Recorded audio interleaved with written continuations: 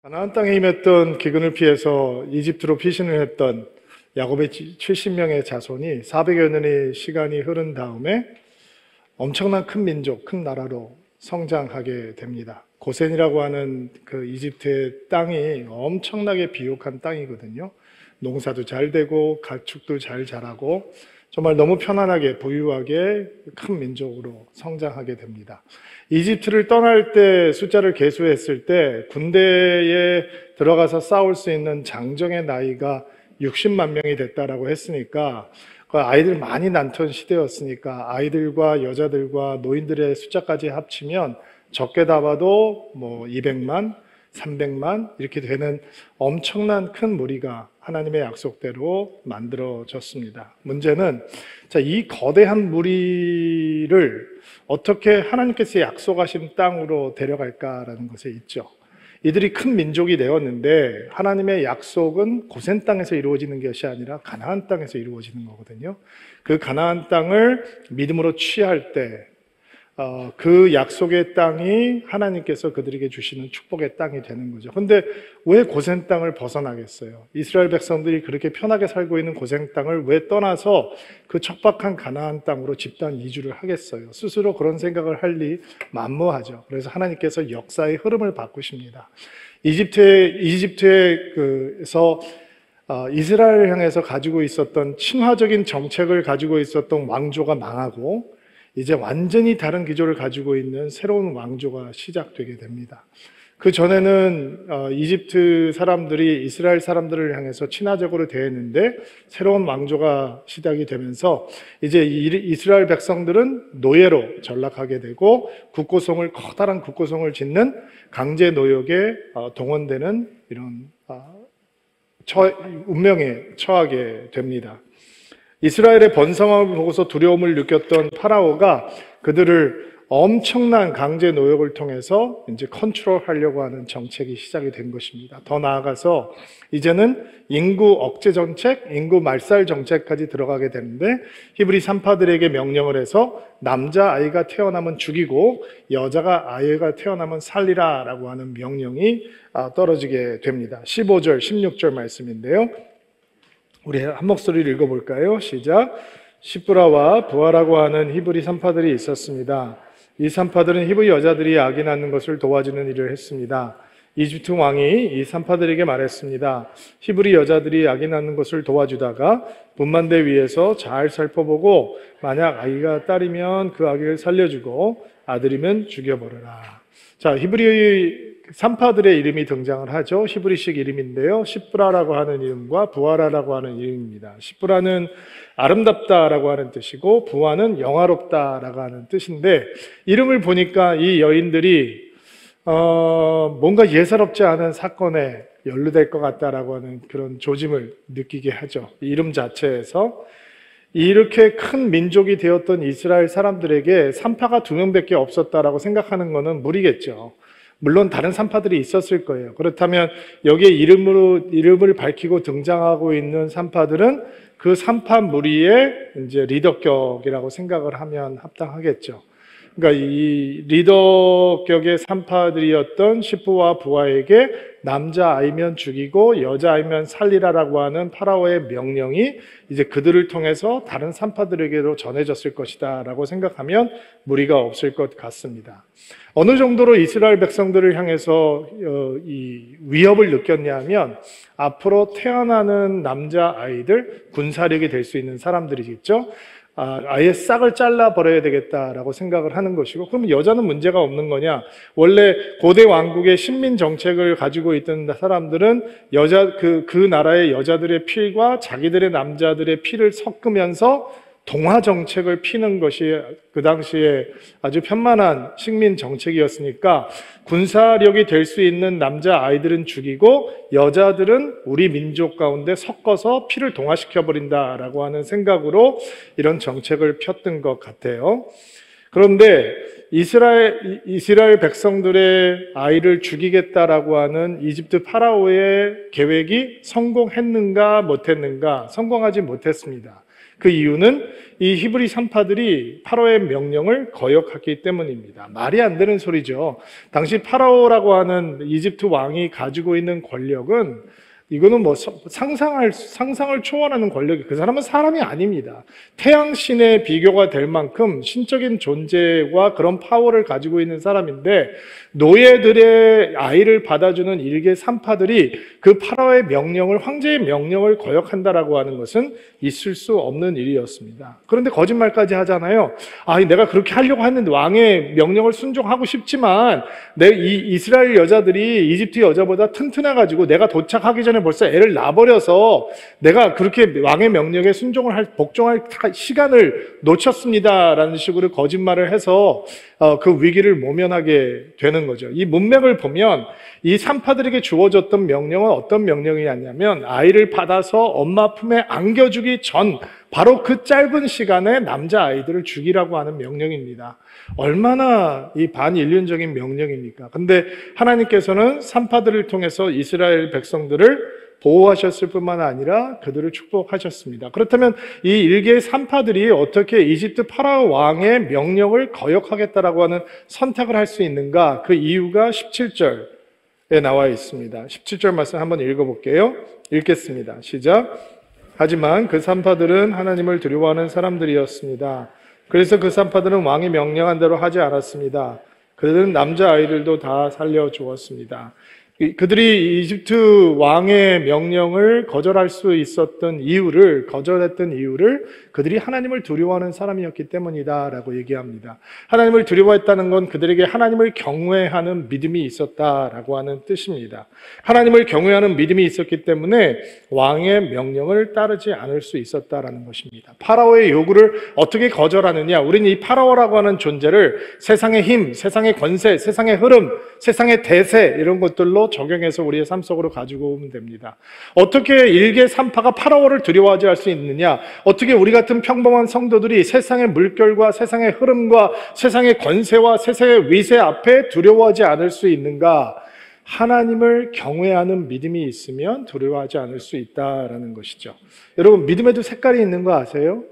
세상 속에서 살아가는 우리들이 세상 속에서 살아가면서 우리의 믿음의 색깔은 드러납니다. 특별히 위기가 다가올 때 우리의 믿음의 색깔이 더 확연하게 드러나는데, 어떤 믿음은 세속적인 색깔을 가지고 있습니다. 그러니까 세상과 컬러가 똑같은 거예요. 세상 속의 사람들처럼 생각하고 그 가치관을 따라 행동하고 세계관을 따라 사고하는 그런 믿음이 있습니다. 세상 친화적인 믿음이 있다는 거죠. 만약에 시브라와 부하가 세상 친화적인 세속적인 믿음을 가지고 있는 사람이었다면, 남자아이가 태어나면 죽여라 라고 하는 파라오의 명령을 덥석 붙잡았을 겁니다. 충성했겠죠. 그리고 그 일을 열심히 했을 겁니다. 그러면 득세의 출세의 기회가 될 수 있는 겁니다. 신분 상승의 기회가 될 수 있단 말이죠. 파라오가 시키는 대로 했으니, 이제는 파라오가 신뢰하는 사람이 될 수 있으니 팔자가 바뀔 수 있는 환경이 되는 겁니다. 또 믿음에는 도피적인 색깔을 가지고 있는 믿음이 있습니다. 이런 믿음은 진지합니다. 세상을 두려워하죠. 우리 믿음 안에 그런 세상적인 요소들이 들어오는 것에 대해서 굉장히 불편하게 생각하고 두려워합니다. 그래서 과거에는 이런 도피적인 믿음의 색깔을 가지고 있는 사람들은 세상에서 살아가긴 것이 너무 버거우니까 사막으로, 산속으로 들어가서 자신들만의 공동체를 만들고 세상과 떨어져서 살았습니다. 만약에 시브라와 부하가 이런 도피적인 색깔을 가진 믿음이었다면 파라오가 이런 악한 명령을 내렸을 때 멀리 도망갔겠죠. 그리고 이렇게 생각하면서 살아가겠죠. 나는 파라오의 악에 참여하지 않았다. 맞습니다. 도피적인 믿음을 가지고 있는 사람들은 악한 일에 참여하지 않습니다. 그런데 이 도피적 믿음의 취약점은 악한 일에는 참여하지 않지만 하나님의 선한 일에도 참여할 수 없다라는 취약점을 가지고 있습니다. 또 무력한 색깔을 가지고 있는 믿음이 있습니다. 세상과 버타고 싶은 마음도 없고 세상 안에서 믿음을 따라 살고 싶은데 세상의 힘에 맞서 싸울 수 있는 이 믿음의 힘이 부족합니다. 그래서 늘 패잔병처럼 살아가는 거죠. 늘 나는 할 수 있는 것이 아무것도 없다라고 현실과 타협하면서 살아가는 것이 이 무력한 믿음의 모습입니다. 만약에 시브라와 부하가 이 무력한 믿음을 가지고 있었던 사람이었다면 그는 파라오가 시키는 대로 계속 남자 아이들을 죽이면서 엄청난 자책감과 죄책감에 붙들려서 살 수밖에 없었을 것입니다. 그러나 전혀 다른 색깔을 가지고 있는 믿음이 있어요. 그것은 바로 세상을 거슬리는 믿음입니다. 세상의 물결을 따라 흘러가지 않고 물결을 거슬러 올라가는 믿음. 이런 믿음에는 세상을 두려워하는 마음이 없습니다. 파라오를 두려워하지 않습니다. 세상을 이기는 권세가 그 믿음 안에 있습니다. 이 히브리 산파 시브라와 부하가 바로 그런 믿음을 가지고 있는 소유자들이었습니다. 17절 말씀 다시 한번 읽어보세요. 다시 한번 읽어볼게요. 시작. 하지만 산파들은 그 하나님을 두려워하는 사람들이었습니다. 그래서 그 산파들은 왕이 명령한 대로 하지 않았습니다. 그들은 남자아이들도 다 살려주었습니다. 어떻게 파라오와 힘 앞에서 굴복하지 않는 믿음을 가질 수 있을까? 세상의 위세와 흐름과 거친 물결 앞에서 무너지지 않는, 세상을 두려워하지 않는 믿음을 가질 수 있을까? 오늘 시브라와 부하의 믿음을 바라보면서 그 믿음을 한번 배워보려고 합니다. 제가 세 가지 생각을 좀 나누려고 하는데, 첫 번째는 세상을 두려워하지 않는 믿음을 갖기 위해서 눈으로 보는 것보다 믿음으로 보는 것이 더 확실해야 합니다. 지금 산파들 눈앞에 드러나 있는 상황은 뭐냐? 새로운 왕이 이집트를 통치하기 시작했습니다. 이스라엘을 향한 기조가 바뀌었습니다. 친화적이지 않습니다. 그들을 다 노예로 강제 노역을 시키고 짐승같이 살아가는 삶이 시작이 됩니다. 조금이라도 게으름을 펼치면 이 감독관의 채찍이 이 히브리 노예들의 등짝을 휘갈겼을 것입니다. 얼마나 많은 사람들이 죽어나갔겠습니까? 누가 죽어나간다 한들 누가 그 죽음을 슬퍼하겠습니까? 이제는 그것도 모자라서 남자아이가 태어나면 죽여라. 그것도 안 되니까 아이가 태어나면 나일강에 던져버려라 라고 얘기를 합니다. 여러분, 나일강이 이집트에서는 신인 거 아시죠? 생명줄입니다. 생명의 신입니다. 여러분, 종교와 권세가 합쳐져서 이것이 사람들에게 압박으로 다가오면 감당할 수가 없는 것입니다. 시브라와 부하의 눈에 보이는 것은 절망입니다. 모든 이스라엘 백성들이 그렇게 살아가고 있습니다. 그런데 상황만 보는 건 믿음이 아닙니다. 상황만 예리하게 판단하는 것이 믿음이 아니란 말입니다. 상황이 펼쳐지지만 하나님을 통해서 그 상황을 보는 것이 믿음입니다. 아멘으로 받으시기 바랍니다. 자, 파라오만 쳐다보고 있으면 숨이 막힙니다. 파라오가 얘기한 명령만 생각하면 숨이 막히죠. 파라오 명령을 어기면 어떻게 될까만 생각하면 여러분 믿음의 용기를 결단을 가질 수 없습니다. 그런데 파라오만 바라보는 건 믿음의 사람이 아니라는 겁니다. 파라오가 그런 명령을 내렸고 파라오가 그런 힘을 가지고 있지만 파라오를 바라보기 전에 하나님을 먼저 바라보는 것이 믿음이라는 것입니다. 파라오를 보기 전에 하나님을 생각하고 하나님을 바라보고 하나님께서 우리를 어떻게 도우실 것인가 라고 하는 것을 생각하는 것이 믿음의 사람들이 해야 하는 것입니다. 여러분, 우리가 걱정 많이 해봤잖아요. 염려 많이 해봤잖아요. 상황들이 펼쳐집니다. 걱정합니다. 근심합니다. 그러면 우리의 걱정은 근심을 먹고 더 자랍니다. 우리의 근심은 걱정을 먹고 더 크게 괴물처럼 변해가죠. 다른 사람들로 얘기하면 마음이 나지나요? 내 걱정에 대해서 나누면 나눌수록 카멜레온처럼 변하는 모습을 보면서 우리는 걱정의 노예가 되어서 살아가게 됩니다. 그런데 걱정이 힘을 쓰지 못하는 자리가 있죠. 어떤 자리인지 아세요? 하나님이 계시는 곳입니다. 하나님이 계시면 걱정은 뿌리를 내리지 못합니다. 하나님이 계시면 근심은 힘을 잃어버리게 됩니다. 파라오가 아무리 강대한 왕일지라도, 아무리 큰 힘을 가지고 있는 왕일지라도 하나님이 보이기 시작하면 파라오는 더 이상 두려움의 대상이 되지 못하는 것입니다. 그러니까 믿음은 파라오를 보기 전에 하나님을 먼저 보는 것입니다. 우리가 세상을 두려워하지 않는 믿음의 사람들이 되려면 눈에 보이는 것보다 믿음으로 보는 것을 더 확실하게 붙들어야 하는 것입니다. 그러면 어떻게 하나님을 보는가? 세상이 거센 물결로 다가올 때, 세상의 힘이 우리를 위협하고 다가올 때 어떻게 하나님을 보는가? 그렇죠. 하나님 보기가 쉽지 않죠. 근데 하나님이 보이는 곳이 있습니다. 바로 기도의 자리입니다. 물론 오늘 성경에서는 산파들이 기도했다라고 하는 얘기가 등장하지 않습니다. 그런데 여러분, 이런 묵상을 하는 건 전혀 어려운 묵상이 아닙니다. 하나님을 경외함으로 이집트 왕의 명령을 거역할 수 있는 믿음을 가진 여인들이 자기가 받아내는 남자 아이들을 엄마의 품에 안겨주기 전에 어떻게 해서라든지 죽여야 한다라고 하는 명령을 받고 기도했을까요? 안 했을까요? 어렵지 않은 묵상이죠. 당연히 기도했을 것입니다. 하나님을 두려워하는, 하나님을 경외하는 믿음이 있다면 이런 위급한 상황에서 어찌 하나님의 이름을 부르지 않을 수 있겠습니까?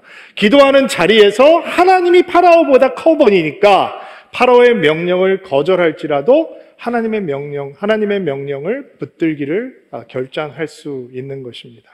자, 눈으로 보이는 것보다 믿음으로 보는 것, 눈으로 보이는 것보다 믿음으로 붙들 수 있는 것을 먼저 붙들어야 세상을 두려워하지 않는 믿음을 갖게 되는 것입니다. 두 번째 생각은, 세상을 두려워하지 않는 믿음은 나의 자금 때문에 좌절하지 않고 하나님의 크심을 신뢰하고 행동할 수 있어야 세상을 두려워하지 않는 믿음을 가질 수 있습니다. 지금 우리는 거대한 민족으로 만들어진 이스라엘 백성들이 하나님의 약속하신 가나안 땅으로 대탈출해야 되는 하나님의 위대한 구원 사역의 시작점에 와 있습니다. 그렇죠? 근데 거기에 쓰임받는 사람이 아직 모세가 등장하지 않았습니다. 위대한 민족의 지도자는 아직 등장하지 않았습니다. 모세가 우리가 나중에도 보겠지만 두 팔을 들고 홍해 앞에 서면 홍해 바다가 갈라집니다. 모세가 기도하면 놀라운 역사들이 일어납니다. 그런데 그런 위대한 것들을 그들이 보기 전에 그냥 우리에게는 단순하게 이름만 알려져 있는 일개 산파들의 모습을 통해서 하나님께서는 하나님의 위대한 역사를 하나님의 크심을 통해서 이루기 시작합니다. 강제 노역을 시키고 노예를 전락시키고 아이들을 죽여버려라, 나일강에 던져버려라 라고 하는 명령을 내리는 폭군의 이런 서슬퍼런 폭거에 누가 감히 맞설 수 있겠는가? 군사들이 아니었습니다. 여인들이었습니다. 일개 산파들이었습니다. 그리고 그 여인들의 믿음을 하나님께서는 사용하셨습니다. 그 여인들의 용기를 하나님께서는 하나님의 위대한 역사를 이루기 위해서 사용해 주셨습니다. 20절과 21절 보시겠어요? 20절과 21절 읽어주세요. 시작. 하나님께서는 산파들에게 은혜를 베풀어 주셨습니다. 이스라엘 백성은 계속해서 수가 늘었습니다. 그리고 그들은 더 강해졌습니다. 하나님께서는 산파들이 하나님을 두려워하였으므로 그들에게 자손을 많이 주셨습니다. 파라오의 힘과 이 산파들의 힘이 비교가 될 수 있을까요? 대결 대상이 아니잖아요. 그러나 하나님께서는 산파들의 손을 들어주시고 파라오의 힘과 계획이 무력화되게 만들어 주셨습니다. 하나님께서는 산파들에게 은혜를 주셔서 이스라엘 백성들은 더 번성하고 강해졌고 그들의 집안은 더 흥왕하게 되었다라는 것입니다. 누가 산파들이 파라오와 맞서서 이길 수 있다고 생각하겠어요? 파라오의 계획을 어떻게 산파들이 무산시킬 수 있다고 생각하는 사람이 누가 있겠어요? 산파들이 보면 하나님, 우리가 어떻게 파라오의 계획에 맞서겠습니까? 아이들을 죽이겠다고 하는, 아이들을 나일강으로 던져버리라고 하는 계획을 우리가 어떻게 무력화할 수 있겠습니까? 그렇죠. 무력화할 수 없죠. 근데 믿음은 자기의 자금을 보고 좌절하는 것이 아니라 하나님의 크심을 보고 믿음으로 행동하는 것에 있단 말이에요. 어떤 사람들은 하나님의 일 같이 해보실래요? 하나님의 사건 속에 우리가 서기를 원합니다. 하나님의 역사 가운데 우리 참여합시다. 이런 이야기를 하면 목사님, 저는 그런 그릇이 못 됩니다. 이런 얘기 하시는 분들이 있어요. 물론 겸손한 얘기겠죠. 목사님, 제가 너무 평범해서 잘하는 게 별로 없고 재주도 없고 머리도 좋지 않고 언변도 어눌하고 성실하지도 않고 심지어 게으르기까지 합니다. 저 같은 사람은 그냥 앞에 나서는 것보다 좀 뒤에 있는 게 더 은혜로울 것 같습니다. 전 조용히 뒤에 있겠습니다. 혹시 이 가운데도 그런 생각을 해보신 분들이 있지는 않을까요? 뭔가 위대한 하나님의 일에 한번 동참해 봅시다. 도전하면 그래야지 나도 하나님의 위대한 사건에 참여하고 싶다라고 하는 마음을 갖는 대신 나는 너무 평범하고 연약하고 부족해서 나는 그런 일에 나하고는 상관이 없을 것 같아 라고 하는 생각, 너무도 많은 성도들이 하는 생각인 것을 알고 있습니다. 그러나 하나님의 사건에 참여하지 못할, 하나님의 역사에 동참하지 못할 지나치게 평범하고 지나치게 힘없고 지나치게 작은 인생은 없는 것입니다. 그래서 바울이 이렇게 얘기하잖아요. 하나님께서는 미련한 자를 선택하셔서 지혜로운 자를 부끄럽게 하시고, 약한 자를 택하셔서 강한 자를 부끄럽게 하시고, 천하고 멸시받는 것을 선택하셔서 유력한 자를 부끄럽게 하시는 거예요. 어떤 사람들은 자기 자신의 부족함을 보고 시도조차 하지 않으려고 합니다. 믿음 아닙니다. 나를 보는 건 믿음이 아닙니다. 나를 예리하게 판단하는 건 믿음이 아닙니다. 하나님을 보는 것이 믿음이라니까요. 나의 작음과 연약함 맞아요. 나 안에 있습니다. 근데 믿음은 내가 이렇게 작고 연약한데 하나님의 크심이 나와 함께 하시면 어떤 일이 나를 통해서 이루어질 수 있을까 기대하고 하나님 앞에 나아가는 것입니다. 하나님의 능력이 우리 안에 함께 있고, 하나님의 기름 부으심이 우리 안에 있고, 하나님의 전능하신 오른손이 우리와 함께 하신다면 나같이 평범하고 작은 인생을 통해서 하나님께서는 얼마나 놀라운 일을 행하실 수 있을까? 여러분, 기대하는 것이 믿음의 사람의 모습인 것입니다. 저희 서울드림교회가 한남동에 있는 감리교 여성교회관에서 예배를 시작했었잖아요. 그 건물이 9층짜리 건물인데 그 건물은 전국에 있는 감리교회의 여자 성도들의 헌신과 헌금으로 지어진 건물입니다. 빚이 없습니다. 남자들이 졌다면 돈 좀 모아서 몇십 % 이렇게 다운페이하고 대출받아서 졌을 겁니다. 그리고 뭐 내가 이거 했네 하는 사람 엄청나게 많을 겁니다. 빚 갚느라고 허덕허덕 하겠죠. 근데 여자들이 어떻게 이 건물을 졌냐? 새우젓 담아서 팔고 된장, 고추장, 간장 담아서 팔면서 전국에서 이 건물을 짓기 위해서 힘을 합쳤다는 것입니다. 놀랍죠? 이름도 알려지지 않은 작은 성도들이, 시골에 있는 할머니 권사들이, 집사님들이 그렇게 이 헌신해서 헌금을 모아서 그 큰 건물을 졌다는 거예요. 그 바로 뒤가 유엔빌리지라고 하는 주택가거든요. 아니 그 큰 높은 건물을 지면서 민원이 엄청나게 있었을 텐데 거기 무슨 성교회관이 들어온다고 하면 누가 좋아하겠어요?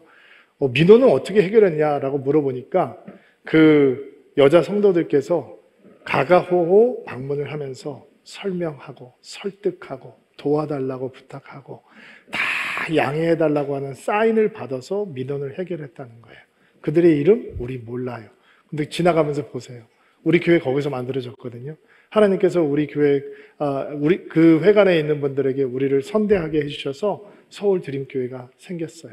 그 작은 성도들의 헌신이 너무 평범하고 너무 작은 사람들의 헌신이 그런 열매를 맺어준 거죠. 제가 세아트에서 목회할 때였는데 인도에 작은 보건소 건물을 짓기로 한 해였어요. 헌금이 좀 모여야 되는데 헌금이 너무 안 모여서 제가 걱정을 하고 있을 때였어요. 짓기는 약속했는데 이거 어떻게 하나 고민을 하고 있었는데 수요일 날 저녁에 예배를 드리기 전에 사무실에서 잠깐 기다리고 있는데 그 수요일 날 저녁이 되면 노인 아파트에 가서 교회 봉고차가 거기 권사님들, 집사님들을 다 교회로 모시고 와서 예배를 드리고 모셔다 드리거든요.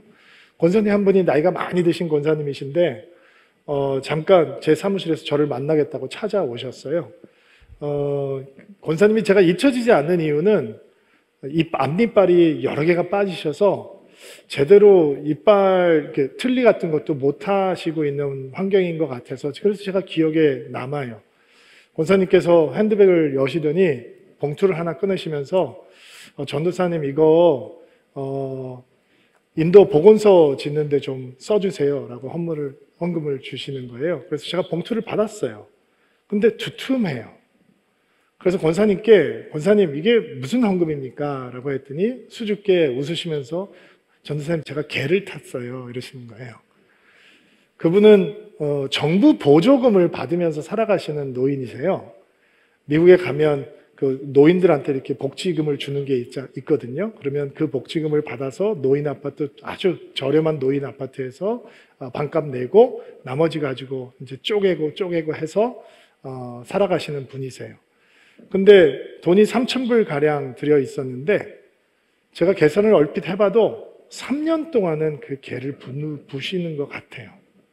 그 이상은 그보다 짧게 하기에는 그분이 도저히 형편이 안 될 것 같고 아마 지금 저한테 가져오신 헌금이 인도를 위해서 써달라고 하는 헌금이 그 권사님이 3년 동안 모으신 헌금 같아요.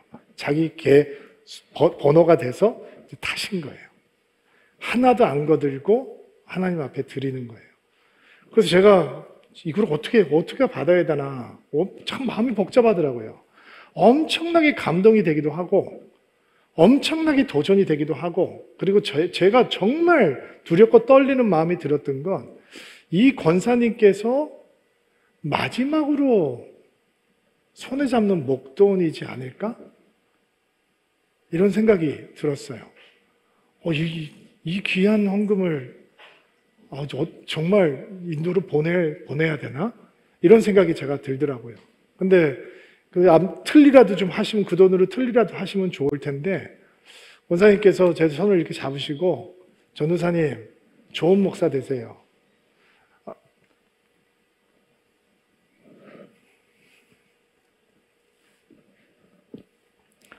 전도사님의 열정을 우리는 참 좋아합니다. 잊지 못하는 헌금이에요. 물론 보건소 짓기에 턱도 없이 부족한 돈이었어요. 근데 그게 오병이어가 돼서 보건소 멋지게 지어 드릴 수 있었어요. 그러니까 하나님의 역사는 큰 사람을 통해서 나타나는 거 아닌 것 같아요. 성경 어디에도 대단한 사람들을 통해서 나타나는 게 아니라 다 할 수 없다고 생각하고, 내가 무엇인데, 내가 뭐라고 그거를 하겠습니까? 라고 하는 부족하고 작고 우리처럼 지극히 평범한 사람들이 하나님의 크심 속으로 자기를 던지기에 주저하지 않고 자기 자신을 드릴 때, 우리 같은 평범한 사람을 통해서, 작은 사람을 통해서 하나님은 위대한 하나님의 역사를 이루시는 하나님인 줄로 믿습니다. 그러니까 준비 안 됐다라고 말씀하지 마세요. 나는 되었기 때문에 하나님께 쓰임받을 수 있습니다 라고 얘기하는 사람이야말로 어떻게 보면 교만한 사람이 아닐까요? 진짜 믿음이라고 하는 건 나는 부족하지만 내게 하나님의 은혜가 더해지고 하나님의 능력이 더해지고 하나님이 함께 하시면, 하나님의 손길이 함께 하시면 나는 하나님의 사건에 참여할 수 있습니다. 하나님의 역사 가운데 함께 할 수 있습니다. 고백할 수 있는 믿음이야말로 세상을 두려워하지 않는 믿음이 되는 것입니다. 여러분들은 선교사를 양육할 수 있다고 믿으십니까? 여러분, 선교를 책임질 수 있는 다음 세대들을 여러분이 양육하고 여러분이 돕고 여러분이 만들어낼 수 있다고 여러분은 믿어요? 힘들 것 같죠? 안 될 것 같죠? 그거는 신학교에서 하는 일이고 큰 선교 단체에서 하는 일이고, 그러나 여러분이 하실 수 있는 일들이 있어요. 저희 교회에서 드림플러스라고 하는 사역을 새롭게 시작하잖아요. 선교지에서 우리 1세대 선교사님들이 은퇴하고 나오시는 시기가 됐거든요. 70세, 75세, 80세가 된 선교사님들이 왜 선교지를 못 떠나고 있느냐? 후임자가 없어요. 새로운 선교사들이 지원을 안 하니까 선교사역을 넘겨주고 와야 되는데 오직 넘겨받을 사람이 없어서 나이가 드셨는데도 은퇴하지 못하고 계시는 분들이 꽤 있다라고 하는 얘기를 들었어요. 그리고 고민하고 가다가 이런 하나님의 생각을 갖게 된 거죠. 그러면 그 사람들, 우리 선교사님들이 나가서 훈련해 놓았던 그 일꾼들, 그 현지 일꾼들, 그 나라 사람들을 한국에 데려다가 한국말 가르치고 한국말로 공부하게 하고 한국 영성 가르치고 한국 기도 가르치고 한국 교회의 뜨거움을 심어주어서 다시 자기 나라로 선교사로 파송하자. 그러면 학교 다니면서 동창들이 생길 거고 교회들과 네트워크가 생길 거고 그 사람이 들어가면 그 사람들의 동창 교회들이 함께 동참하는 게 되잖아요. 그들이 화살촉이 돼서 선교 사역할 수 있으니까 이제 올해 여자아이들이 6명이 들어오고 내년부터는 이제 남자아이들을 받을 텐데 저는 마음이 두렵고 설레고 이런 마음이 같이 있어요. 이게 생각해 보세요. 짧으면 2년 언어교육, 4년 대학교, 3년 신학교, 이게 9년 걸려야 끝나는 프로젝트거든요. 공부를 더 하겠다 그러면 10년 넘어 걸릴 수 있고 그 아이들을 10년 동안 먹이고 입히고 공부시키고 이게 만만치 않은 거예요. 여자 아이들을 먼저 받은 이유는 한미애 목사님이 먼저 준비가 되기 때문에 여자를 받는 것이고 다 내년부터 남자들을 받기 위하면 또 남자들도 있어야겠죠. 여러분이 선교사를 직접 훈련할 수 있느냐? 아마 없겠죠. 여러분들이 선교사를 만들어낼 수 있는 위치는 아니니까. 그러나 그들에게 선교사로 훈련되고 있는 그 현지인들에게 여러분은 형이 되어줄 수 있고 누나가 되어줄 수 있고 오빠가 되어줄 수 있고 언니가 되어줄 수 있잖아요. 엄마가 되어주고 아빠가 되어줄 수 있잖아요. 여러분들이 마태복음, 요한복음을 가르칠지 모르지만 여러분이 그 금요일날 가서 그들에게 치킨을 한번 사줄 수 있잖아요. 손잡아 줄 수 있잖아요. 울면서 기도해 줄 수 있잖아요. 중보할 수 있잖아요. 그들 학비 대줄 수 있고 그들 집에 돌아가고 싶어서 돌아가고 싶은데 비행기표가 없어서 엄마 보고 싶어서 마음 낙심하고 있으면 비행기표 대줄 수 있잖아요.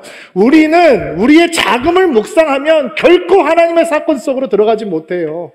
그러나 하나님의 크심을 바라보고 하나님께서 원하시면 내가 여기 있나이다, 나를 써주시옵소서 뜨거운 마음을 가지고 있는 사람들이, 그 사람들이야말로 세상을 두려워하지 않는 믿음의 소유자가 되는 것입니다. 여러분, 하나님의 사건으로 들어오십시오. 내가 할 수 없다는 생각을 거부하고 하나님께서는 평범하고 작은 나를 통해서 위대한 하나님의 역사를 이루실 수 있다라고 하는 것을 믿음으로 받으실 수 있는 축복이 있기를 바랍니다. 세 번째입니다. 세상을 두려워하지 않는 믿음은 언제나 하나님 편에 서기를 선택하면 세상을 두려워하지 않는 믿음의 길을 걸을 수 있습니다. 여러분, 노예로 살아가고 있는 사람들 어떻게 하면 팔자를 바꿀 수 있나요? 이 산파 어떻게 하면 그의 미래의 운명이 바뀔 수 있나요? 파라오가 시키는 대로 하면 돼요. 아닌가요? 파라오가 시키는 대로 하면 그들의 운명은 바뀌는 것입니다. 그러나 그들은 그렇게 자신들의 운명을 바뀌기 원하지 않았습니다. 파라오의 편에 서면 편하게 사는 겁니다. 예수 믿는 사람들 세상의 편에 서면 여러분 세상에서 살아가는 건 편합니다. 그러나 믿음은 파라오의 편에 서는 게 아니라 세상의 편에 서는 것이 아니라 하나님 편에 서는 것이 믿음입니다. 세상이 우리에게 요구하는 것과 하나님의 길이 충돌할 때 우리는 어떻게 해야 되는가? 세상에서 우리를 향해서 명령하고 요구하고 기대하는 것들이 하나님께서 우리를 향해서 기대하는 것과 충돌을 할 때 우리는 어떤 결정을 해야 하는 것인가? 하나님의 말씀과 세상의 요구가 정면으로 충돌할 때 우리는 언제나 하나님 편에 서겠다, 언제나 하나님을 순종하겠다, 언제나 하나님 말씀이 먼저다 라고 하는 변하지 않는 영적인 원칙을 가지고 있어야 하는 것입니다. 여러분이 다 세계관을 가지고 있죠? 가치를 가지고 있습니다. 기독교 세계관은 교회를 다닌다고 저절로 생기는 거 아닙니다. 훈련해야지 생기는 겁니다. 그런데 많은 성도들이 신앙은 가지고 있는데 세상적인 세계관을 가지고 있습니다. 그래서 때때로 신앙적인 세계관과 자신의 세계관이 충돌을 하죠. 갈등할 필요 없습니다. 무조건 하나님의 세계관을 선택하면 되는 겁니다. 무조건 하나님 편에 서겠다라고 결정하면 되는 것입니다. 망설이지 마십시오. 우물쭈물하지 마십시오. 단호하게 결단해야 하는 것입니다. 나는 언제나 갈등 없이 하나님 편에 서겠다. 나는 언제나 갈등 없이 믿음의 선택을 하겠다라고 하는 사람들이 세상을 두려워하지 않는 믿음을 갖게 되는 것입니다. 히브리서에서 이 모세의 믿음을 말하면서 모세의 믿음을 이렇게 설명을 하고 있습니다. 믿음으로 모세는 성장한 뒤에 파라오의 딸의 아들이라고 불리는 것을 거절했습니다. 거절했다면 선택하는 게 있겠죠. 그는 잠시 동안 죄의 즐거움을 누리기보다 하나님의 백성들과 함께 고난받는 것을 선택했습니다. 그는 이집트의 온갖 보물을 가지고 있는 것보다 그리스도를 위해 고난받는 것이 더 낫다고 생각한 것입니다. 그는 오직 하나님이 주실 상만을 바라보았습니다. 하나님이 보이니까, 하나님의 상이 보이니까 파라오의 집에서 거하면서 가질 수 있는 모든 것들을 거절하고 하나님 편에 서겠다라고 선택할 수 있는 것입니다. 여러분, 망설이지 마십시오. 영적인 회색지대에 머물러 있지 마십시오. 거기는 죽음의 자리입니다. 멸망의 자리입니다. 무너지는 자리입니다.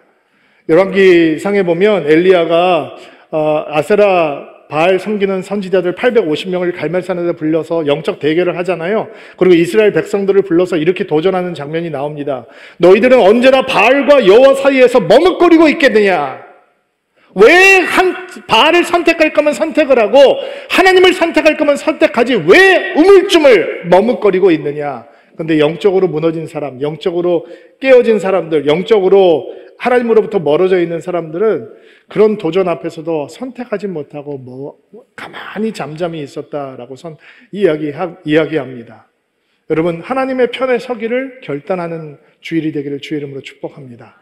내 안에 충돌이 생기면, 내 눈앞에 하나님의 길과 이 세상의 길이 충돌이 생기면 갈등하지 않고 나는 하나님의 편에 서겠다라고 하는 선택을 할 수 있는 믿음의 소유자들 되기를 바랍니다. 여러분, 여리고성의 창녀였던 라합이 어떻게 믿음의 조상이 될 수 있습니까? 그 창기였던 라합이 어떻게 예수 그리스도가 오는 길에 예비하는 사람이 될 수 있습니까? 그는 하나님 편에 서겠다라고 하는 선택을 합니다. 그는 목숨을 걸고 그 선택을 하는 것입니다. 그리고 믿음의 사람이 되고 하나님의 사람이 되는 것입니다. 여러분, 언제나 하나님의 편에 서기를 선택하는 여러분 되기를 바랍니다. 숨어서 몰래 하나님의 사람으로 살아가지 마십시오. 여러분이 하나님의 사람인 것을 선포하십시오. 여러분이 예수의 제자인 것을 선포하십시오. 여러분이 하나님 편에 선다라고 하는 것을 선포하십시오.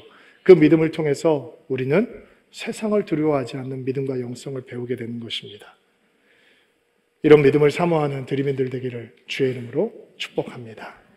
오랫동안 앉아 계셨는데 다 같이 일어나시겠어요? 가슴에 손을 얹고 안수하시기를 바랍니다. 여러분을 위해서 축복하고 기도하겠습니다.